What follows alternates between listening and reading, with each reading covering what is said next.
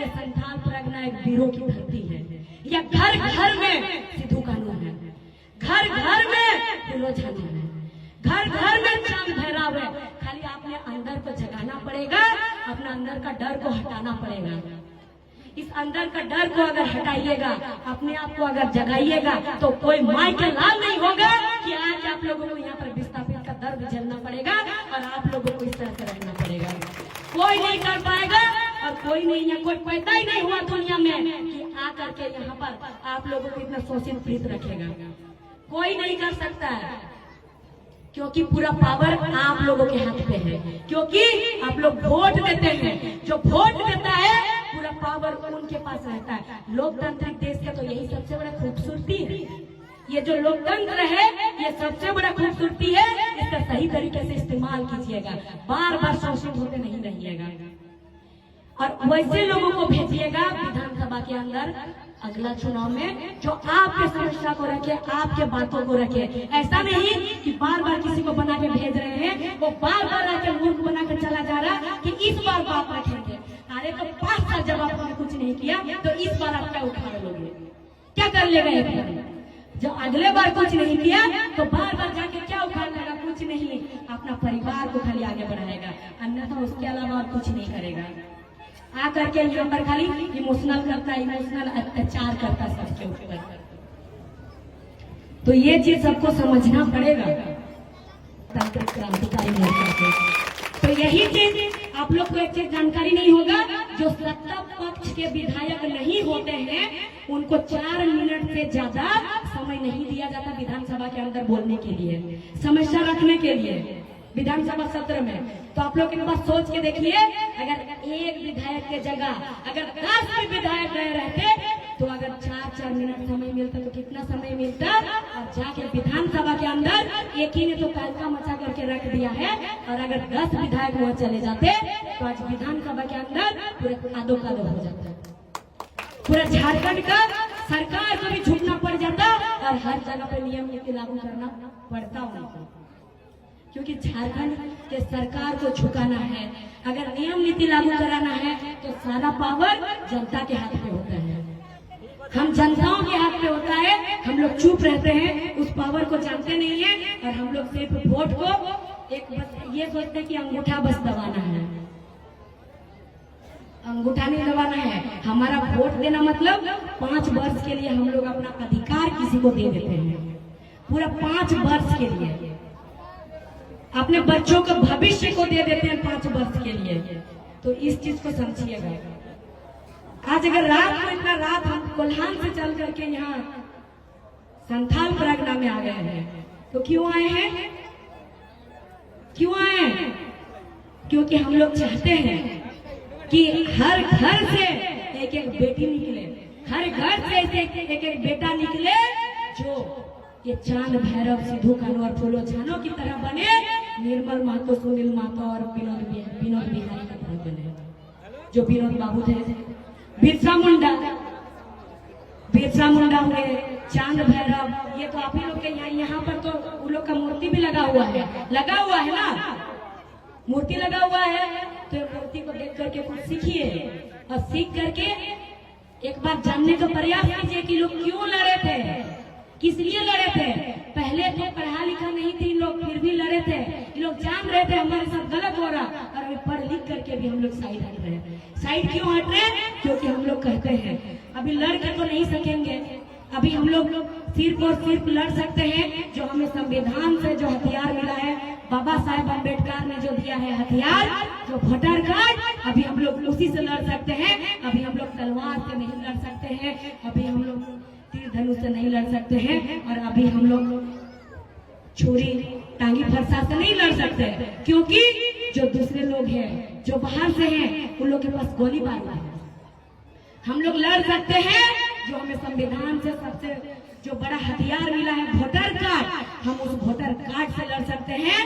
और हम लोग एक ऐसा नेता, एक ऐसा लीडर चुन करके भेजेंगे विधानसभा के अंदर ताकि वो हम लोगों के समस्या को रख सके। एक छोटा सा उदाहरण है, और कभी हारे नहीं है हम लोग, कोई हारता नहीं है, आदमी जीतता है या फिर कुछ सीखता है।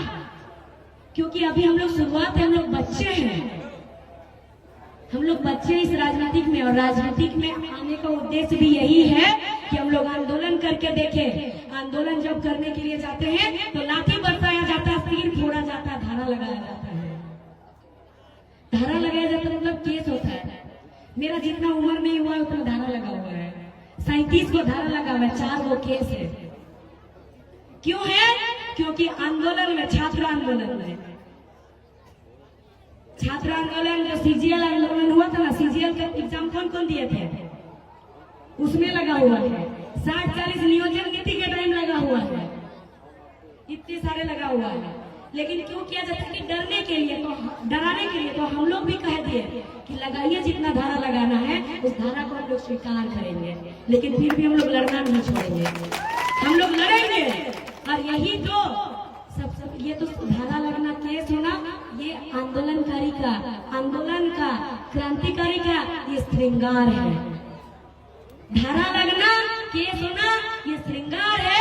हम लोग स्वीकार करेंगे, लेकिन हम लोग लड़ने नहीं छोड़ेंगे। और अभी तो एक 2 आंदोलनकारी, क्रांतिकारी निकले हैं। अभी गांव ही नहीं, घर से हम लोग निकालेंगे और हमारा झारखंड के लिए लड़ेंगे और हमारा झारखंड का दिशा दशा को बदलेंगे और एक नया झारखंड का निर्माण करेंगे। नया झारखंड मतलब अलग झारखंड नहीं बनाएंगे, इसी झारखंड का हम लोग नियोजन नीति, उद्योग नीति, विस्थापन नीति, ये नीति बनवाएंगे। नीति कौन बनाता है? सब बोलते हैं कि राजनीति गंदा चीज है। राजनीति कभी गंदा चीज नहीं है। पढ़े लिखे लोग राजनीति से हट जाते हैं, गंदे लोग घुस जाते हैं और उसको गंदा बना देते हैं। राजनीति कभी गंदा है नहीं। अगर राजनीति गंदा है तो आप अगर कपड़ा पहन रहे हैं तो इसका तय कौन करता है? राजनीतिक, जो राजनीतिक पे कुर्सी पे बैठे हुए हैं। अगर महिलाएं एक बिंदी लगाती हैं, अगर आप लोगों के पत्नी सिंदूर लगाती है, चूड़ी पहनती है, बिंदी लगाती है, साड़ी पहनती है, तो उसका रेट का, उसका जो मूल, उसका जो भाव कौन बनाता है? जो राजनीतिक कुर्सी पे बैठे हुए हैं वो लोग। अगर गंदे हैं तो फिर इस चीज को हम लोग स्वीकार क्यों करते हैं? आपके बच्चे को नौकरी होगा कि नहीं होगा, इसको तय कौन करते हैं? जो राजनीतिक पे बैठे हुए हैं वो लोग। आप किसान है, आपके घर के आप धान कितना में बेचिएगा, उसका रेट तय कौन करते हैं? जो राजनीतिक पे बैठे हुए हैं। तो फिर राजनीति गंदा कैसे हुआ? इसीलिए राजनीतिक में हर एक वैसे युवा और युवतियों को आना पड़ेगा जो पढ़े लिखे हैं, जो नौजवान हैं। और इस बार हम लोगों को विधानसभा के अंदर और संसद भवन दिल्ली के अंदर वैसे व्यक्ति को पहुंचाना पड़ेगा जो आवाज उठाते हैं, जो आपके साथ लड़ते हैं। और हर जगह एक चीज देखे हैं कि वोट जब आता है लोग मैया सम्मान में चले गए और दे दिए वोट और दोबारा से सरकार बना दिए। और जब उनके जमीन जायदाद चले जाते हैं तो याद करते हैं फिर से वही लोग झारखंड लोकतांत्रिक क्रांतिकारी मोर्चा को। तो इस बात को याद रखिएगा कि जो आप लोग याद करते हैं उस वोट के टाइम एक बार याद कीजिएगा आप लोग, और झारखंड लोकतांत्रिक क्रांतिकारी मोर्चा को एक बार आप लोग पहुंचाइएगा विधानसभा के अंदर और एक बार उनका सरकार बना दीजिएगा। और देख लीजिएगा आप लोग कि आप लोगों को कभी भी दर दर भटकने का जरूरत नहीं पड़ेगा, इस तरह से लड़ने का जरूरत नहीं पड़ेगा। अभी आप लोग कुछ दिन पहले का, लगभग 2 दिन पहले देखे होंगे जो सीसीएल वाला क्वार्टर का जयराम नगर का आप लोग देखे होंगे। एक परिवार को, एक महिला को जाकर के पुलिस वालों ने डंडा मारा था। जयराम नगर रात 2 बजे उठ के चले गए और पूरा सीसीएल का वहां पर खदेड़ के सबको निकाल दिया और एकदम जितने लोग वहाँ क्वार्टर को कब्जा करके रखे थे सबका एकदम लिस्ट निकाल दिए।